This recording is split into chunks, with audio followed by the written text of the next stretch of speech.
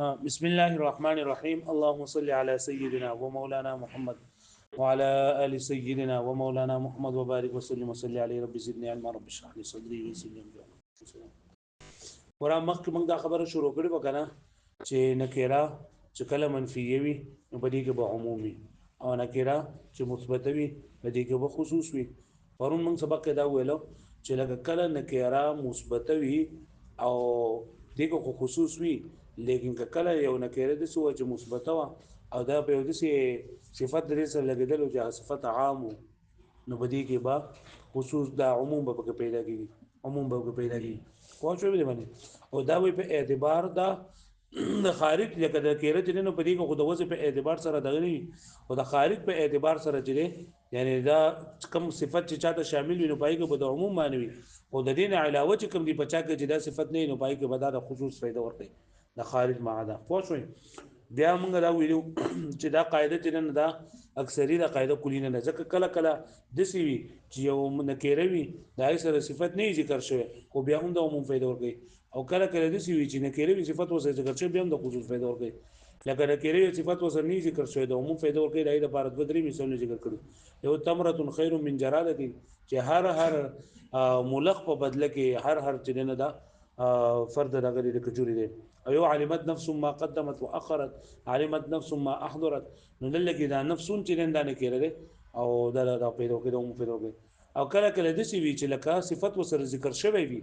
نکره وي مثبته وي موصوفه وي او صفت ذکر شوی وي خو بیا هم د خصوص فائدہ ورکړي.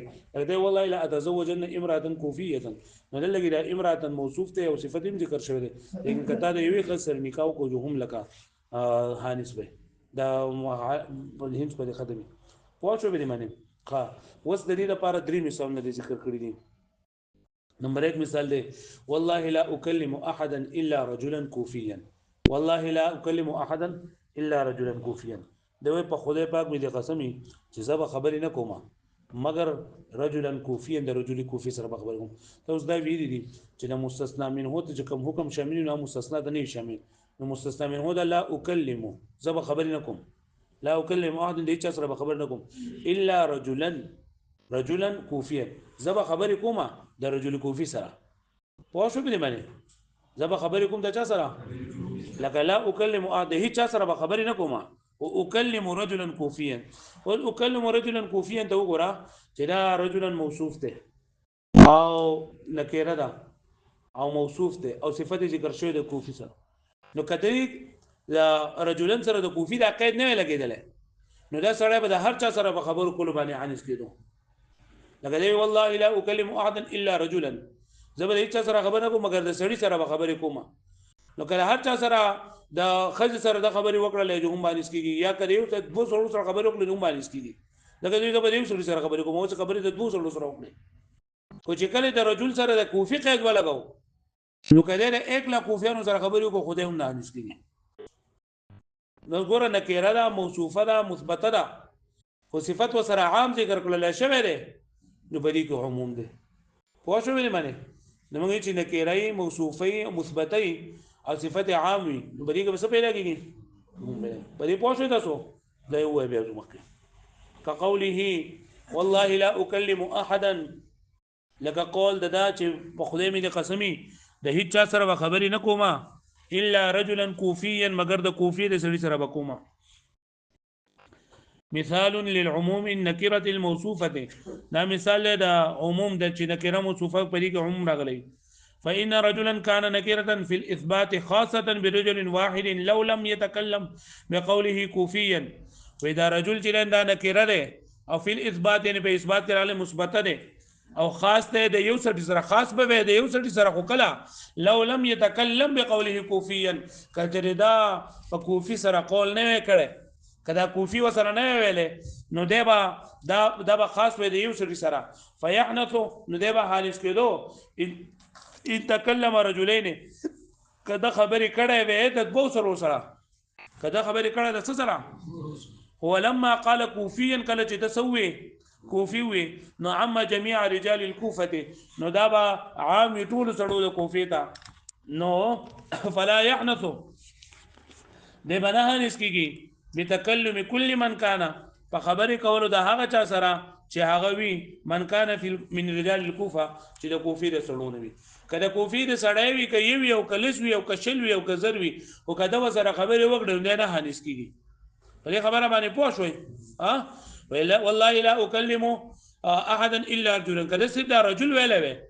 نو بیا به صرف ده په یو سړي سره په خبرو باندې منه نس کېدو او د دوه سړو سره په خبرو باندې بده سکیدو ځکه نه کېره مثبته ده او باندې کېره مثبته کې خصوص وی کنه خو چې کله وسره د کوفی قید ولګاو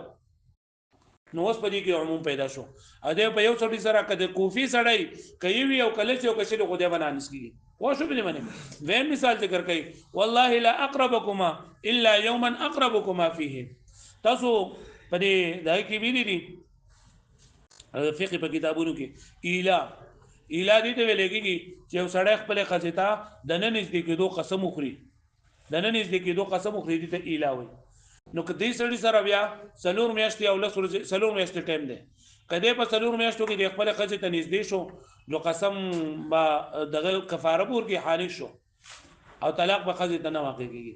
او که چېرته دی په دې څلور میاشتو کې د خپلې ښځې ته نږدې نه شو نو حانس خو نه شو خو یو طلاق به د ښځې ته واقع شي یو طلاق به د ښځې ته هغه د اله مسله ده اوس دی وایي والله لا اقربكما الا يوما په خدای مې د قسمي چې تاسو دوه ښځې دي د سړي دوه ښځې دي چې په خدای مې د قسمي تاسو دواړو ته به زه نه نږدې کېږم مګر یوه ورځ نو چې دا کله ووي که نه الا یوما وي نو د دې مطلب دا شو چې دی یو ورځ کله ښځې ته نږدې شو د هغې نه بعد به دا اله مؤبد شوه اله مؤبد شو دا قسم خوړلی چې په خدای مې د قسمي ښځو ته وي چې نه به نږدې کېږم دته دا به څه وه اله مؤبد به خو چې کله د یومن نه وروسته اقربکما ټکی ولګو چې داسې وي والله لا اقربكما يوما الا والله لا اقربكما په خدای مې د قسمي تاسو باندې به نه نږدې کېږم الا يوما اقربكما فيه مګر هغه ورځ چې ته پکې تاسو باندې یو ځای شم نو دا سړی چې د اله کوم کې وس نه شو پوه شوې به دې باندې لکه داسې ویلی که نه چې الا یوما نو د یوې ورځې نه بعد د ښځو سره د اله کوونکی جوړ شو وسو مولی شو دی اوس پوه شوې به دې باندې ځکه چې ښځو ته قسم وخوړو که نه او ښځو ته قسم خوړل دي ته اله ویلی کېږي اله خو ده چې کله د یومن سره یومن نکیره کو یومن نکیره دی او د دې موصوف یې ذکر کو په اقربکما فيه سره نو اوس دا داسې شو چې په خدای مې د قسمې تاسو ته به نه نږدې کېږم مګر په هغه ورځ باندې چې کله زه تاسو ته نږدې شم نو چې کله هر کله مو د ښځې ته نږدې کېږي نو طلاق به نه واقع کېږي اله خدای قسم کوونکی نه شو پوه شوې دې باندې نو اوس دلته کې ګوره که دا پکې دا اقربکما نه یې لګولی نو د یومن په ویلو باندې چې یو ورځ بعد به دی سړی څه دی به حانس شوی به او دی به لکه مولی شوی به اله کوونکی شوی به ودندې وګوره وقوله او قول المصنف وقوله كقوله باندې عطف ته وقوله او قول المصنف والله لا اقربكما فخدای مې د قسمی تاسو باندې د باندې نږدې کېږم دوه ښځې دي دواړو ښځې وي فخدای مې د قسمی نه نږدې کېږم تاسو ته الا یوما مگر په داسې ورځ کې داسې ورځ دا یوم موصوف کو اقربكما فيه چې تاسو باندې نږدې شم پای کې مثال ثاني لعموم النكره الموصوفه دا دوی مثال له د عموم د نکره موصوفه یعنی هغه نکره صفت ذکر کړل شوی دی او هو خطاب لامراته او دا خطاب د دوه خزو ته ده فان قوله يوما نكره موضوعه ليوم واحد د مصنف دا قول يوما چې نه نکره ده وذكر له شوی د یو ورځ لپاره فلو لم يصفه بقوله اقربكما فيه وکدد خپل قول سره د یومن سره د یومن متصف کړه نه په اقربكما فيه سره نو لکان موليا بعد قربان يوم واحد نو دی به اله کوم کې شوی وو دی به اله کوم کې شوی وو ورسو د یو ورځ د نږدې کتنه پوه شو به دی باندې مولوی به جوړ شو مولوی خلک ورته مولوی صاحب دی مولوی صاحب نو اله کوم کې دی مولوی لأن هذا إله مؤبد زكدا إله جننا دا مؤبد دا وليس مؤقتا بأربعة أشهر راولي ديو بلا وليس مؤقتا بأربعة أشهر